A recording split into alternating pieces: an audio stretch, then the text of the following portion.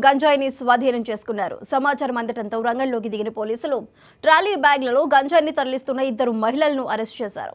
సుమారు 2 లక్షల రూపాయల విలువైన 20 కేజీల గంజాయి స్వాధీనం చేసుకున్న రాజానగరం పోలీసులు ట్రాలీ బ్యాగ్లలో గంజాయిని చింతపల్లి నుంచి చెన్నై వైపు తరలిస్తుండగా పట్టుకున్నారు.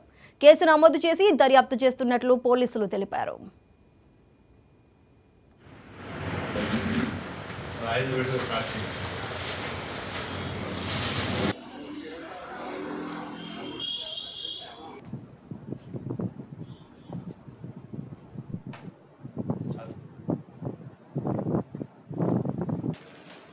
ఈరోజు మధ్యాహ్నం సమయంలో మనకి 2024 సార్వత్రిక ఎన్నికల దృష్ట్యా డిస్ట్రిక్ట్ బార్డర్స్లో ఇంటిగ్రేటెడ్ చెక్ పోస్టులు పెట్టారు.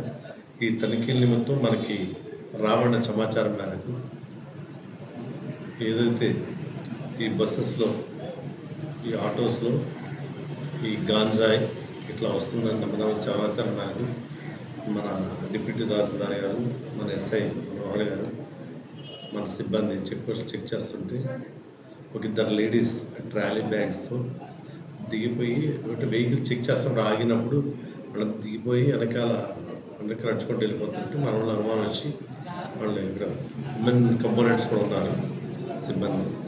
ఈరోజు మధ్యాహ్నం సమయంలో మనకి 2024 సార్వత్రిక ఎన్నికల దృష్ట్యా డిస్ట్రిక్ట్ బార్డర్స్లో ఇంటిగ్రేటెడ్ చెక్ పోస్టులు పెట్టారు.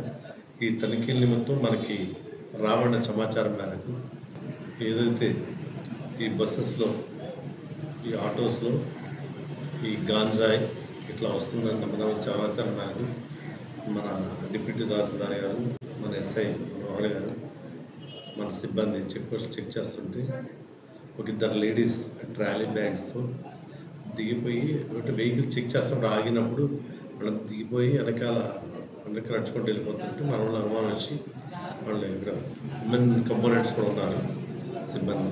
వెళ్ళి పుట్టిన క్వశ్చన్ చేయగా ఫస్ట్ తడబడ్డారు, కానీ తర్వాత గంజాయి అని అడ్మిట్ అయ్యారు. వాళ్ళ చింతపల్లి ఏజెన్సీ ఏరియా నుంచి తెస్తున్నట్లు చెప్పారు.